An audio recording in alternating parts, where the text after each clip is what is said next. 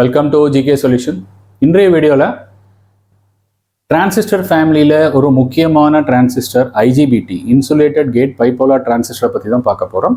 இது முக்கிய பங்கு வகிக்குது induction stove, inverter welding machine, இன்னைக்கு சில model inverter AC, inverter fridge போன்ற பொருட்களில் கூட இது பயன்படுத்துகிறாங்க. இது பவர் எலக்ட்ரானிக்ஸில் வரக்கூடிய ஒரு முக்கிய பொருள்.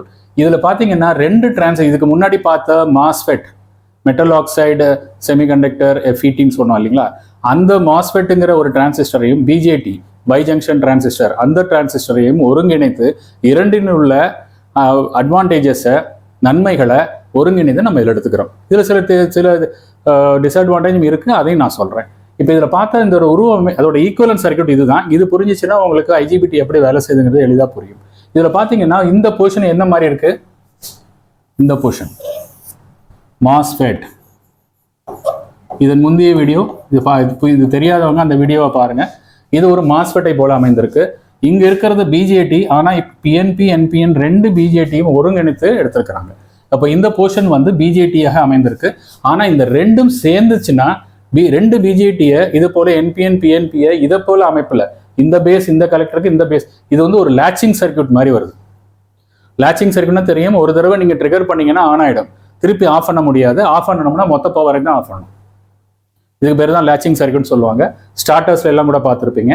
ஸோ இப்போ அந்த மாதிரி ஒரு ஃபார்முக்கு இங்கே தன்னால் ஃபார்ம் ஆயிருக்கு, நம்ம ஃபார்ம் பண்ணலைங்க, அதுவே அதில் ஃபார்ம் ஆயிருக்கு இந்த போர்ஷன். அந்த மாதிரி நம்ம ஃபார்ம் பண்ணாமல் அதோட அமைப்பு மூலியமாக ஒரு பாகம் இதை போல வேலை செஞ்சதுன்னா அதுக்கு பேர் பாராசிட்டிக்னு சொல்லுவாங்க. நம்ம எப்படி போன மாஸ்ஃபெட்டில் பார்த்தீங்கன்னா பாடி டயோடு நீங்கள் அவாய்ட் பண்ண முடியாது. மாஸ்ஃபெட்டில் கண்டிப்பாக பாடி டயோடு அமைந்திருக்கும். அப்போ அதை பாராசிட்டிக் டயோடுன்னு சொல்லலாம். அதே மாதிரி இதில் பாராசிட்டிக் தைரிஸ்டர்னு இதை சொல்லலாம். அதுலேயே அமைந்திருக்கக்கூடிய ஒரு பொருள், அந்த மாதிரி ஒரு மின்னணு பொருளாக அது பயன்பாட்டில் படுது. இதை அவாய்ட் பண்ண முடியாது, அதனால நம்ம இதை வந்து பாராசிட்டிக்னு சொல்கிறோம். இதில் பாடி டயோடு வராதுங்க. இதில் பார்த்தீங்கன்னா தெரியும், டயோடுங்கிற ஃபங்க்ஷனுக்கே இதில் இடம் இல்லை. அதனால இதில் பாடி டயோடு அத்தியாவசியம் இல்லை. உங்களுக்கு தேவைன்னா வெளியில் நீங்கள் டயோடு போட்டுக்கலாம். இல்லை சில மாடல் நீங்கள் வந்து ஸ்பெஷல் நம்பர் கேட்டிங்கன்னா அதில் பாடி டயோட உங்களுக்கு சப்ளை பண்ணுறாங்க. இதற்காக ஒரு டயோட தனியாக நீங்கள் ஆட் பண்ண வேண்டாம். பாடி டயோடோட ஐஜிபிடிஸ் கிடைக்குது. அதனால நீங்கள் போடும்போது நீங்கள் எந்த மாதிரி ஐஜிபிடி வேணும்னு அதுக்கு ஈக்குவலன்ட் பார்த்து போட்டுக்கோங்க. ஓகேங்க. இப்போ இதில் பார்த்தீங்கன்னா இது கேட்டு, ஓகேங்களா. இப்போ இதை கலெக்டர் எமிட்டர்னு ஏன் சொல்கிறோன்னா, இங்கே டிரான்சிஸ்டரை போல அமைப்பு இருக்கிறதுனால டிரான்சிஸ்டரை நம்ம கலெக்டர் எமிட்டர் தான் சொல்லுவோம். பேஸ் வந்து இங்கே இருக்கு, பேஸ் வந்து இந்த இடத்துல இருக்கு. ஆனால் பேஸ் வந்து காம்பனண்ட்டுக்கு உள்ளே போயிடுச்சு. அதனால நம்ம என்ன பண்ணுறோம்னா, வெளியில் வரக்கூடிய காம்பனண்ட் இந்த இதுதான், இது கேட்டு தான் வெளியில் வருது. அதனால இந்த வெளியில் வரக்கூடிய டெர்மினலை மட்டும் நம்ம எடுத்துக்கிறோம். அதனால தான் ஐஜிபிடியில் வந்து நம்ம சோர்ஸ் ட்ரெயின்னு சொல்ல மாட்டோம். நம்ம இதில் கலெக்டர் எமிட்டர்னு டிரான்சிஸ்டர் மாதிரியே சொல்லிடுவோம். ஆனால் பேஸ்ன்னு சொல்றதுக்கு பதிலாக கேட்டுன்னு சொல்லிடுவாங்க. ஸோ சிம்பிளாக்கணும்ல, சிம்பிள் இது மாதிரி கொடுத்துருவாங்க. இந்த சிம்பிளில் பார்த்தீங்கன்னா ஒரு பகுதி வந்து மாஸ்ஃபெட்டை போல இருக்கு, ஒரு பகுதி டிரான்சிஸ்டரை போல இருக்கு. புரியுதுங்களா? ஸோ இப்போ இதில் பார்த்தீங்கன்னா இதில் கலெக்டர் எமிட்டர், இது வந்து ஒரு கப்பாசிட்டரி போன்ற அமைப்பு பேஸில் நம்ம மாஸ்ஃபெட்டில் பார்த்தோம். இந்த கப்பாசிட்டர் சார்ஜ் பண்ணோம்னா கலெக்டர் டு எமிட்டர் சுவிட்ச் ஆன் ஆகிடும். இது voltage control device. MOSFET voltage control device தானே, இதுலேயும் மாஸ்ஃபெட் தான் இருக்குது. அப்போ நீங்கள் இதில் வந்து வோல்டேஜ் தான் கொடுக்க போகிறீங்க. இதில் வோல்டேஜ் கொடுத்தா இந்த கப்பாசிட்டர் சார்ஜ் ஏறி இந்த கலெக்டர் எமிட்டர் சுவிட்சை ஆன் பண்ணிடும். டிரான்சிஸ்டரை போல் நேரடி தொடர்பு பேஸ்லேருந்து எமிட்டருக்கு கரண்ட் போகாது. அதனால இது வந்து வோல்டேஜ் கண்ட்ரோல் டிவைஸ். புரியுதுங்களா? ஸோ அதனால இதுக்கு வந்து கேட்டுக்கும் எமிட்டருக்கும் ஹை இம்பிடன்ஸ் இருக்கும். ஹை இம்பிடன்ஸ் இருக்கும்போது உங்களுக்கு கண்டக்ஷன் லாசஸ் இருக்காது. அது மட்டும் இல்லை, இங்கே லோ இம்பிடன்ஸ் இருக்கிறதுனால ஹெவி கண்டக்ஷன், ஹை லோடு பண்ணிக்கலாம். மாஸ்ஃபெட் வந்து ஹை ஃப்ரீக்வன்சியில் பண்ணலாம், பட் இது வந்து லோ ஃப்ரீக்வன்சியில் தான் பண்ண முடியும். லெஸ் தேன் 20 kHz அந்த மாதிரி பண்ணிக்கலாம். அது கிரேட்டர் தேன் 20 kHz நீங்கள் மாஸ்ஃபெட் போகணும். மாஸ்ஃபெட்டில் ஹை கரண்ட் போக முடியாது, இதில் ஹை கரண்ட் போகலாம்.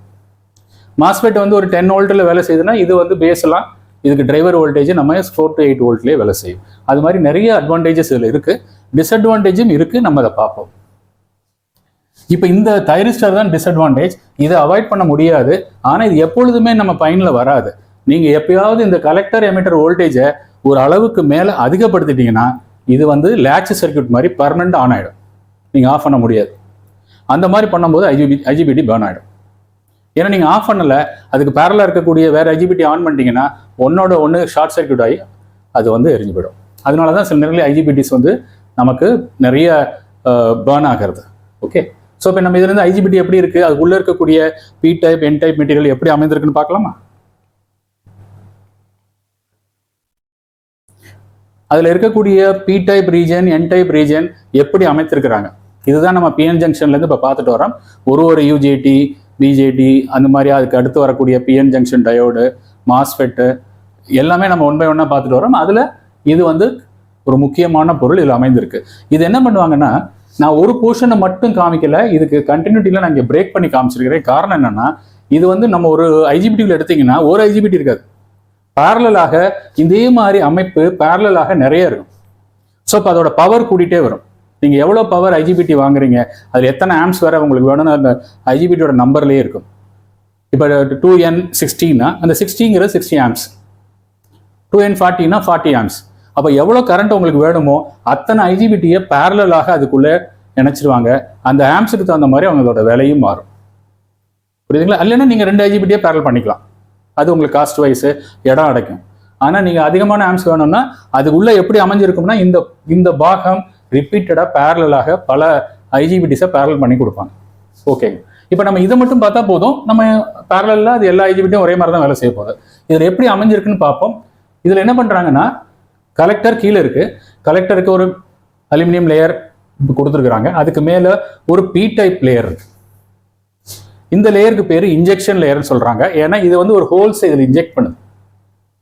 ஹெவிலி டோப்டு, இந்த பி ப்ளஸ்ன்னு நான் கொடுத்தேன்னா ஹெவிலி டோப்டு, மைனஸ் கொடுத்தேன்னா லைட்லி டோப்டு, எதுவுமே நான் அந்த ப்ளஸ் மைனஸ் எதுவுமே கொடுக்கலைன்னா அது நார்மல் டோப்டு. புரியுதுங்களா? ஸோ அதுக்காக எளிதாக புரியறதுக்காக நான் சொல்லி போட்டிருக்கேன், நீங்கள் அதை கன்ஃபியூஸ் பண்ணிக்க வேண்டாம். ஸோ இந்த பி டைப் லேயர் அப்படியே கண்டினியூஸாக போகும். ட்ரிஃப்ட் லேயர்னு சொல்லுவாங்க அடுத்து வர்றது, அது என் டைப் லேயர். இது வந்து என் type layer but lightly doped. இது ஏரியா ஜாஸ்தி இருக்கும், இந்த ஏரியாவை பொறுத்து அதோட பேக்கப் வோல்டேஜ் மாறும்னு சொல்லியிருக்காங்க. பிளாக் வோல்டேஜ் பிளாக் அளவு வந்து மாறும்னு சொல்லியிருக்காங்க. ஸோ இப்போ அதை பற்றி நம்ம ரொம்ப டீட்டெயில் போக வேண்டாம், ஏன்னா இது ரொம்ப நீளமாக போச்சுன்னா இந்த ரெசிஸ்டன்ஸ் அதிகமாகும். புரியுதுங்களா? இது வழியாக எலக்ட்ரான் கடக்கக்கூடிய தடை அதிகமாகும், அதுக்காக தான் அவங்க சொல்லியிருக்காங்க. So it's okay. இப்போ இதுக்கப்புறம் இதில் ஒரு பி டைப், ரெண்டு சைடும் பார்த்தீங்கன்னா ஒரு பி டைப் ரீஜன், அதை பாடி ரீஜன் சொல்கிறாங்க. மாஸ்ஃபெட்ல நம்ம பாடின்னு சொல்கிறோம், சப்ஸ்ட்ரேட் சொல்கிறோம், இதை தான் சப்ஸ்ட்ரேட் சொல்லுவாங்க, பட் இதை வந்து பாடி ரீஜன் சொல்கிறாங்க. புரியுதுங்களா? ஸோ அப்போ இந்த பாடி ரீஜன் இங்கே இதில் அமைத்திருக்கு. அந்த பாடி ரீஜனுக்குள்ள என் டைப் ரீஜன் அமைச்சிருக்காங்க. அந்த என் டைப் தான் பிசிக்கலாக எமிட்டரோட கனெக்டட். அப்போ இது ஒரு 4 லேயர் இருக்கு. 4 லேயர், 3 ஜங்ஷன் இருக்கு, J1 J2 J3. ஜங்ஷன்னா வேற ஒன்றும் இல்லை, 2 பி டைப் என் டைப் இணையிற இடத்த ஜங்ஷன் சொல்லுவோம். இங்கே ஒரு P type N type junction இருக்கு. இது ஃபார்வர்டு, ஏன்னா கலெக்டரில் பாசிட்டிவ் கொடுக்கறதுனால இது ஃபார்வர்டு பயாஸாக அமையும். இங்கே என் டைப் பி டைப் இருக்கு, அதனால இது ரிவர்ஸ் பயாஸாக அமையும். இங்கே பி டைப் என் டைப் இருக்கு, இதுவும் ஃபார்வர்டு பயாஸாக அமையும். புரியுதுங்களா? இந்த மாதிரி தான் நம்ம புரிஞ்சுக்கணும். எங்கே ஒரு பி டைப் என் டைப் இணைஞ்சாலும் அங்கே ஒரு ஜங்ஷன், அங்கே ஒரு டெப்ளீஷன் லேயர் எல்லாமே வந்துடும். ஓகேங்க, இப்போ இந்த மாதிரி ஒரு 4 லேயர் சிஸ்டம், இதை தான் நம்ம வந்து இதில் அமைச்சிருக்கிறாங்க. நான் ஈக்குவலன்ட் சர்க்யூட்ல காமிச்சது போல இந்த 2 டிரான்சிஸ்டர் பிஎன்பி என்பிஎன் சேர்ந்து தான் தைரிஸ்டரா வரும்னு சொன்னேன். இந்த அமைப்பு தான் பாருங்க, என்பிஎன். புரியுதுங்களா? இது என் ரீஜன், பி ரீஜன், என் ரீஜன். இது ஒரு டிரான்சிஸ்டரை போல இருக்கு. அதே மாதிரி இங்கே பார்த்தீங்கன்னா பி ரீஜன், என் ரீஜன், பி ரீஜன், பிஎன்பி இருக்கு. அப்போ இது பிஎன்பி மாதிரி இருக்கு, இது என்பிஎன் மாதிரி இருக்கு. இதை தவிர்க்க முடியாது. அதனால தான் இந்த 2 டிரான்சிஸ்டரும் இதை போல இணைந்தால், இதில் இருக்கக்கூடிய கலெக்டர், இதில் இருக்கக்கூடிய பேஸ், இதில் இருக்கக்கூடிய கலெக்டர், இதில் இருக்கக்கூடிய பேஸ், இது ரெண்டும் இணைந்தால் அது ஒரு எஸ்சிஆரை போல அது வேலை செய்யும். எஸ்சிஆருங்கிறது தைரிஸ்டர். இதை தான் நம்ம வந்து இந்த போர்ஷனை தான் நம்ம வந்து பேராசிட்டிக்னு சொல்கிறோம். பேராசிட்டிக்னா ஒன்றும் இல்லை, அதை தவிர்க்க முடியல, அதுக்குள்ளே நம்ம இதோட உருவமைப்பால் அதுவே அமைஞ்சிருச்சு. அதனால அதில் இருக்கக்கூடிய பயன், நன்மை, தீமைகளை நம்ம வந்து கன்சிடர் பண்ணணும். அதற்காக தான் சொன்னேன். இது எப்போ கன்சிடர் சொன்னேன், ஹை வோல்டேஜ் வரும்போது தான் கன்சிடர், இல்லாட்டி நமக்கு ஒன்றும் பிரச்சனை இல்லை. அப்போது ஒரு இதை ஐஜிபிடி எடுத்தீங்கன்னா லோ வோல்டேஜ்லேயும் வேலை செய்யாது, ஹை வோல்டேஜ்லையும் வேலை செய்யாது. புரியுதுங்களா? ஹை வோல்டேஜும் ஒரு லிமிட் இருக்குது. அந்த லிமிட்டுக்கு மேலே போச்சுன்னா இது பர்மனெண்ட்டாக ஆன் ஆகிடும், இங்கே ஆஃப் பண்ண முடியாது. ஆஃப் பண்ணணும்னா மொத்த சர்க்யூட்டையும் ஆஃப் பண்ணி டிஸ்சார்ஜ் பண்ணணும். அதான் மெத்தடு. ஸோ இல்லைன்னா என்ன ஆகுனா ஷார்ட் சர்க்யூட் ஆகிடும், பர்ன் ஆகிடும். ஓகேங்க, இப்போ இதில் வந்து 2 ரெசிஸ்டன்ஸ் அங்கே பார்த்தோம். அந்த பேஸில் ஐஜிபிடிலேருந்து பேஸுக்கு வர ரெசிஸ்டன்ஸ் இது வந்து எமிட்டர்லேருந்து ஷண்ட் ரெசிஸ்டன்ஸ் சொல்லுவோம்.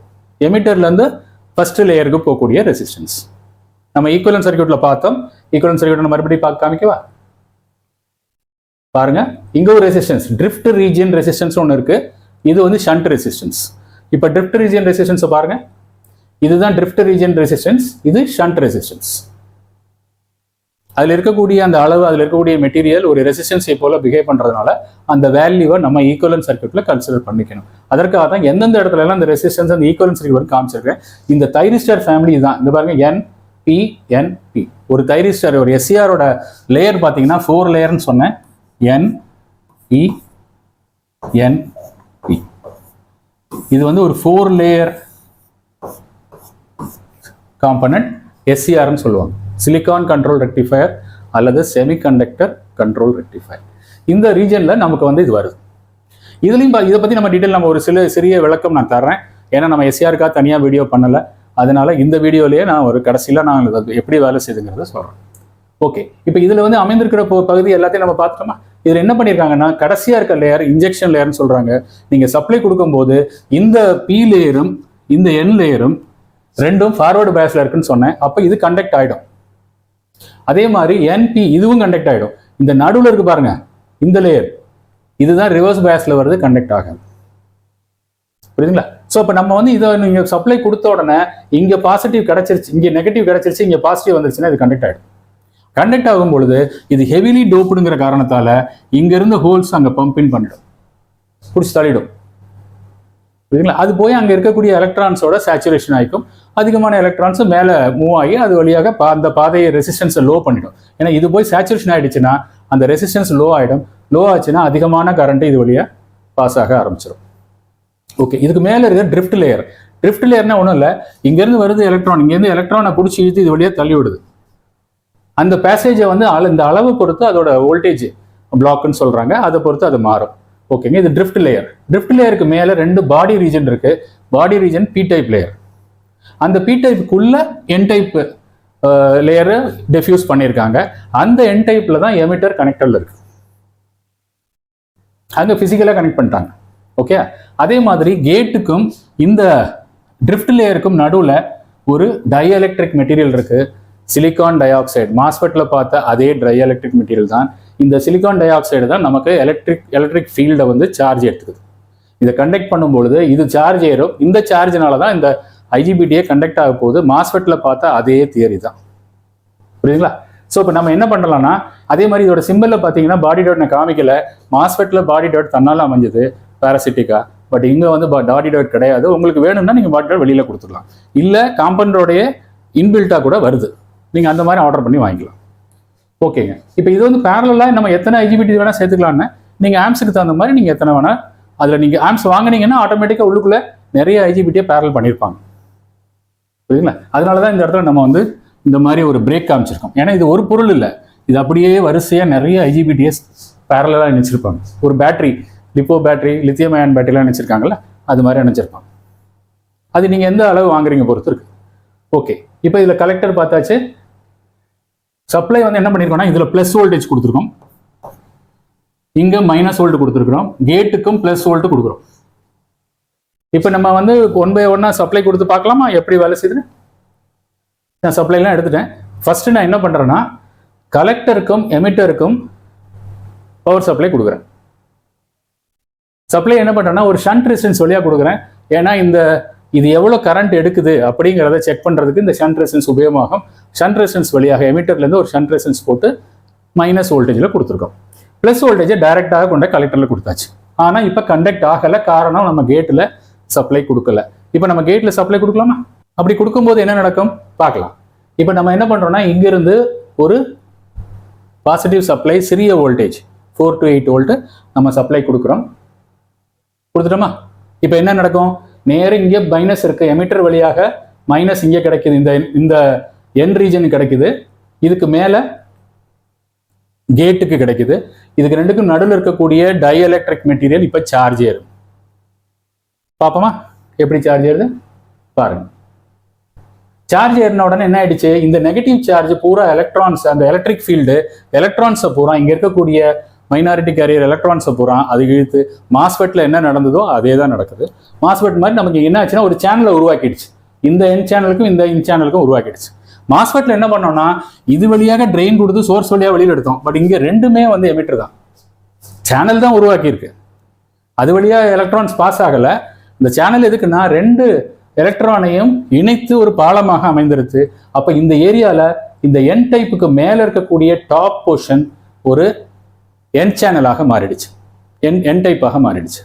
அப்போ என்ன ஆகும், இங்கே என் டைப்பு இதுக்கு சப்ளை கொடுத்துட்டோம், இங்கே பி டைப் வச்சிருக்கிறோம், இங்கேயும் சப்ளை நம்ம பாசிட்டிவ் சப்ளை கொடுத்துட்டோம். அப்போ இங்கேருந்து கண்டக்ட் ஆகி அங்கே போயிடும்.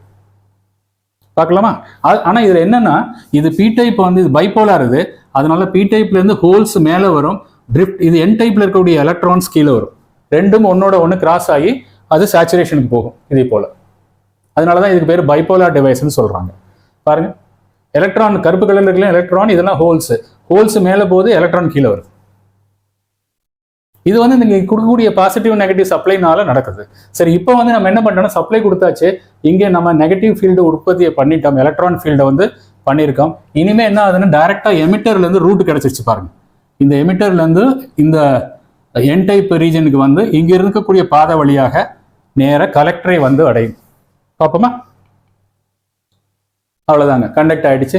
இப்போ இங்கே சைட்லையும் பாருங்கள், நான் சிமிலராக காமிச்சிருக்கேன். கேட்டில் சப்ளை கொடுத்த உடனே இது கப்பாசிட்டர் சார்ஜ் ஏறிச்சு. சார்ஜ் ஏறினோடனே கலெக்டர் டு எமிட்டர் கரண்ட்டு பாய ஆரம்பிச்சு. அது கரண்ட்டுங்க, இதில் இருக்கிறது கரண்ட்டு, இதில் இருக்கிறது எலக்ட்ரான்ஸ். புரியுதுங்களா? இது கன்வென்ஷனல் கரண்ட். ஓகேங்க, இப்போ பாருங்க கண்டக்ஷன் ஆகிடுச்சு, ஒரு பிரச்சனையும் இல்லை. நீங்கள் என்ன வோல்டேஜ் கொடுத்தீங்களோ அதுக்கு தான். இப்போ நிறைய கொடுத்தீங்கன்னா நிறைய இங்கே எலக்ட்ரான்ஸ் பேசேஜ் இருக்கும், நிறைய எலக்ட்ரான் கிராஸ் ஆகும். அப்போ எவ்வளோ வோல்டேஜ் கொடுக்குறீங்களோ அதுக்கு தகுந்த மாதிரி இந்த கண்டக்ஷன் இருக்கும். புரியுதுங்களா? ஸோ அவ்வளோதான், ரொம்ப சிம்பிளாக ஒரு ஐஜிபிடியை நம்ம வந்து கண்டக்ட் பண்ண வச்சுட்டோம். இது மாஸ்ஃபெட்டில் இருந்த அதே கதை தான். நீங்கள் கேட் சப்ளை எடுத்தாலும் இந்த கப்பாசிட்டர் சார்ஜ்லேயே தான் இருக்கும். அது சார்ஜ்லேயே இருக்கிற வரை இந்த கண்டக்ஷன் நடந்துகிட்டே தான் இருக்கும். அப்போ நீங்கள் என்ன பண்ணணும், மாஸ்ஃபெட்டில் என்ன பண்ணீங்க, இந்த கப்பாசிட்டர் டிஸ்சார்ஜ் பண்ணணும். அதுக்கு என்ன பண்ணீங்கன்னா, இந்த பேட்டரி எடுத்துட்டு இந்த ப்ளஸ்ஸையும் மைனஸையும் ஷார்ட் பண்ணுவீங்க. புரியுதுங்களா? கிரவுண்டையும் அந்த கேட்டையும் ஷார்ட் பண்ணுவீங்க. ஷார்ட் பண்ணும்போது இந்த கப்பாசிட்டர் டிஸ்சார்ஜ் ஆகிடும். டிஸ்சார்ஜ் ஆச்சுன்னா பழையபடி ஆஃப் ஸ்டேட்டுக்கு போயிடும். இதுதான் சேம் மெத்தட் தான், இதில் எந்த வித்தியாசமும் இல்லை. நான் சர்க்கியூட்டில் நான் காமிக்கிறேன். அது வந்து சிமிலர் மெத்தடுங்கிறதுனால நம்ம அதை பற்றி திருப்பி விளக்கம் இல்லை, ஏன்னா போன வீடியோலேயே நம்ம இதை பற்றி எக்ஸ்பிளைன் பண்ணியிருக்கோம். சரிங்க, இப்போ ஹை வோல்டேஜ் கொடுத்தா என்ன நடக்கும்? ஹை வோல்டேஜ் எங்கே கொடுக்க போகிறோம் பாருங்க. இப்போ இதில் தைரிஸ்டர் எங்கே இருக்குது? இந்த இருக்குது. இது ஒன்று தான், நான் இங்கே சிம்பிளுக்காக இதை போட்டிருக்கேன். இந்த 2 பிஎன்பி என்பியை சேர்ந்து தான் நமக்கு வந்து ஒரு எஸ்சிஆரை போல ஃபங்க்ஷன் ஆயிருக்கு. ஏன்னா இங்கே என்பிஎன் வருது பாருங்க, என்பிஎன். ஸோ இது வந்து ஒரு என்பிஎன் டிரான்சிஸ்டர், இது பிஎன்பி. ஸோ இது ஒரு பிஎன்பி டிரான்சிஸ்டர். ரெண்டும் பார்த்தீங்கன்னா இதில் இருக்கக்கூடிய பேஸு கலெக்டர் சேர்ந்துருக்கு, இதில் இருக்கக்கூடிய பேஸும் அதோட கலெக்டரையும் சேர்ந்துருக்கு. இதுதான் நம்ம வந்து ஈக்குவலன்ட் சர்க்யூட்டில் பார்த்தோம். ஸோ இப்போ இது ரெண்டும் இதை போல இணைவதால் இது ஒரு எஸ்சிஆரை போல இருக்கும். ஆனால் எஸ்சிஆருக்கு கேட் வேணும்ல. நார்மலாக எஸ்சிஆருக்கு கேட் இருக்கும். எஸ்சிஆரோட சிம்பிள் இதுதான், இங்கே போட்டிருக்கேன் பாருங்க. இது வந்து ஆனோடு, இப்படி போடுறது. இது வந்து ஆனோடு, இது கேத்தோடு. கேத்தோட கேன் போடுவாங்க, இது கேட். ஆனோடில் சப்ளை கொடுத்தால், டிசி சப்ளை கொடுத்தா கேத்தோடுக்கு சப்ளை வராது, கண்டக்ட் ஆகாது. எப்போ நீங்கள் வந்து கேட்டில் ட்ரிகர் பண்ணுறீங்களோ அப்போ கண்டக்ட் ஆகிடும். அதற்கப்புறம் கேட்டில் இருக்க சப்ளை எடுத்தாலும் அது கண்டக்டிவிட்டியிலே தான் இருக்கும். நீங்கள் திருப்பி நான் ஆஃப் பண்ணணும், ஸ்டேட் ஆஃப் பண்ணணும்னா ஆனோடில் வரக்கூடிய பவர் சப்ளையை துண்டிக்கணும். இதுதான் வந்து எஸ்சிஆரோட பிரின்சிபல். ஆனால் இந்த எஸ்சிஆருக்கு கேட் கொடுக்காம ஆனோட் டு கேத்தோடு ஒரு பிரேக் ஓவர் வோல்டேஜ்னு சொல்லுவாங்க. அந்த பிரேக் ஓவர் வோல்டேஜ் வரை நீங்கள் வோல்டேஜ் ரைஸ் பண்ணிட்டீங்கன்னா இங்கேருந்து இங்கே பர்மனெண்ட்டாக கண்டக்ட் ஆகிடும். ஒரு கேட்டு மூலியமாக எப்படி கண்டக்ட் ஆகுமோ அதே மாதிரி கண்டக்ட் ஆகிடும். அதற்கப்புறம் நீங்கள் வோல்டேஜை குறைச்சிடலாம்.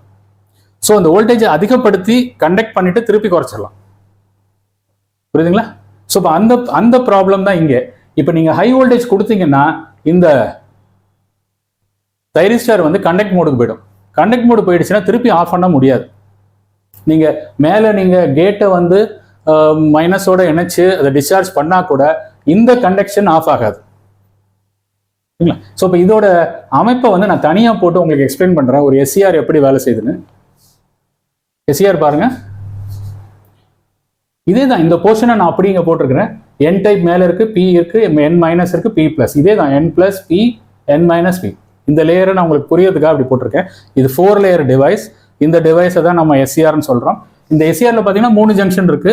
இந்த ஜங்ஷன் ஃபார்வர்டு பயாஸ் பாருங்க, ஆல்ரெடி அதோட எலக்ட்ரான் ஹோல்ஸை அது பரிமாறிக்குது. இதுவும் ஃபார்வர்டு பயாஸ் பிஎன் ஜங்ஷன், இதுவும் பிஎன் ஜங்ஷன். 2 ஜங்ஷன்லையும் ஆல்ரெடி என்ன ஆகுதுன்னா எலக்ட்ரான்ஸ் ஹோல்ஸை வந்து பரிமாறிக்குது ரெண்டுக்கும், அதனால அது கண்டக்ட் மோடுக்கு போயிடுச்சு.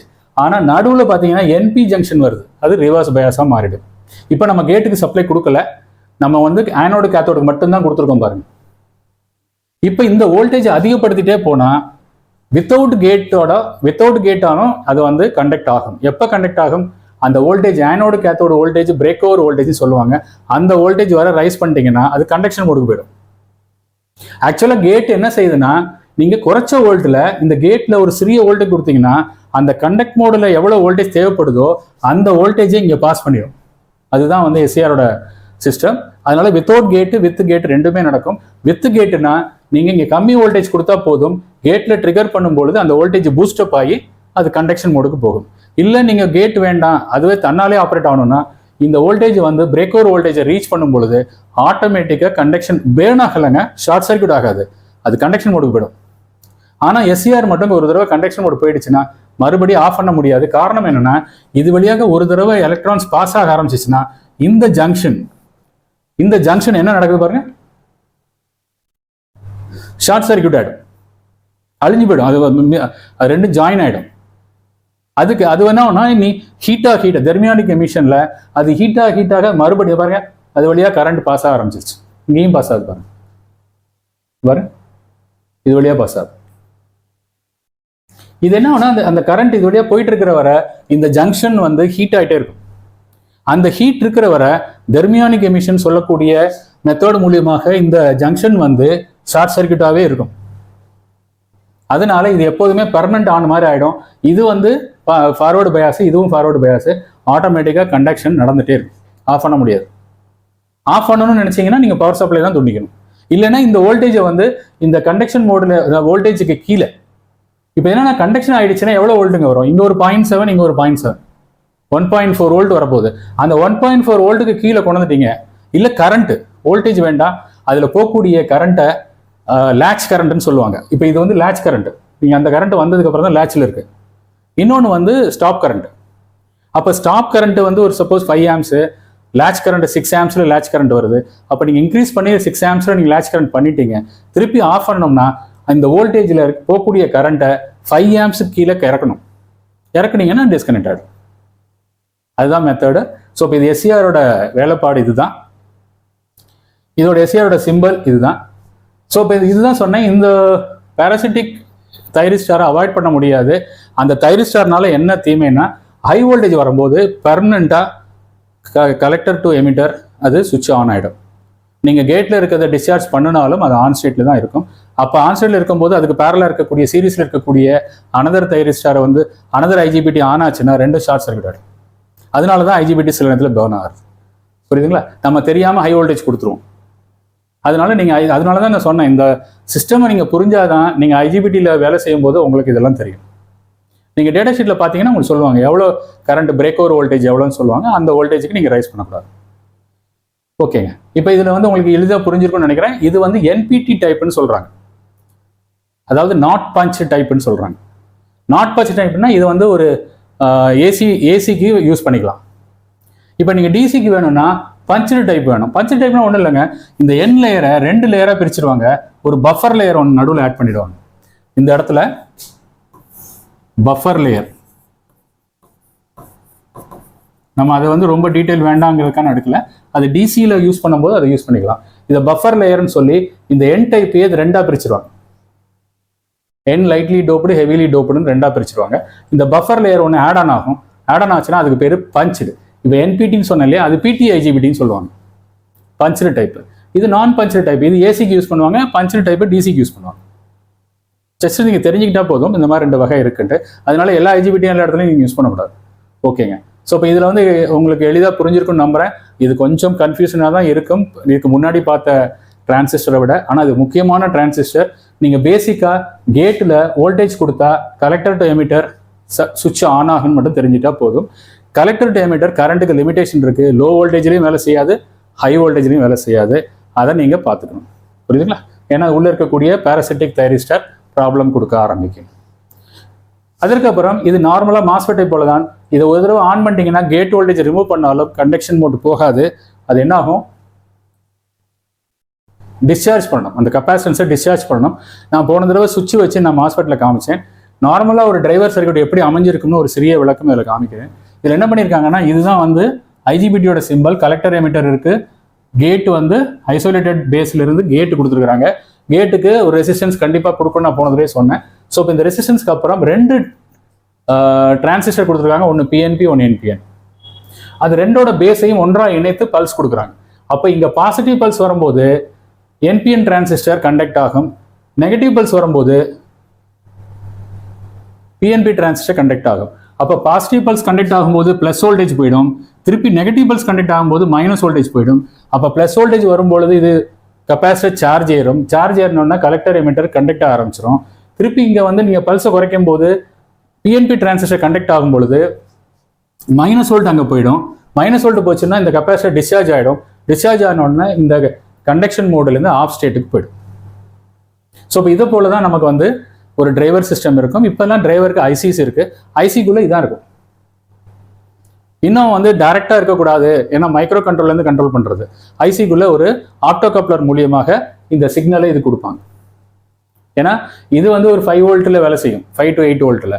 இதுக்கு உள்ளே இருக்கிறது 5 வோல்ட்டு கீழே தான் வேலை செய்யும். மைக்ரோ கண்ட்ரோல் வர்றது 5 வோல்ட்டோட கம்மியாக தான் வேலை செய்யும், இல்லை 3 வோல்ட்டில் வேலை செய்யும். அதனால அந்த மாதிரி சர்க்யூட்டை ஐசோலேட் பண்ணி சேஃப்டிக்கு பண்ணியிருப்பாங்க. ஸோ இப்போ இதுதான் வந்து ஐஜிபிடி டிரைவர் சர்க்யூட்டோட ஒரு சிம்பிள், ஒரு சிறிய விளக்கம். நம்ம இந்த வீடியோவில் கண்டிப்பாக ஐஜிபிடியை பற்றி ஒரு நிறைய விளக்கங்கள் நம்ம கொடுத்துருக்குறோம். இதற்கு மேலே ஒரு சர்வீஸ் இன்ஜினியருக்கு தேவையில்லை. இதை பற்றி புரிஞ்சுக்கிறவங்களுக்கு ஓரளவுக்கு இது தெரிஞ்சிச்சுன்னா போதும், ஒரு ஐடியா கிடைக்கும். நம்ம இனிமேல் சர்க்யூட் வைஸ் நம்ம பார்க்கலாம். ப்ராக்டிக்கல் வீடியோஸை இன்னும் ஒரு 2-3 வீடியோ ப்ராக்டிக்கல் வீடியோ பார்க்கலாம். தியரட்டிக்கல் வீடியோ நிறைய பார்த்தாச்சு, இனி கொஞ்சம் ப்ராக்டிக்கல் வீடியோ, நம்ம வீட்டுக்கு உபயோகரமான சில வீடியோஸில் நம்ம பார்க்கலாம். கண்டினியூஸாக மானிட்டர் பண்ணுங்கள். அடுத்த ஒரு நல்லதொரு வீடியோவில் சந்திக்கலாம் நண்பர்களே. தேங்க்ஸ் ஃபார் வாட்சிங்.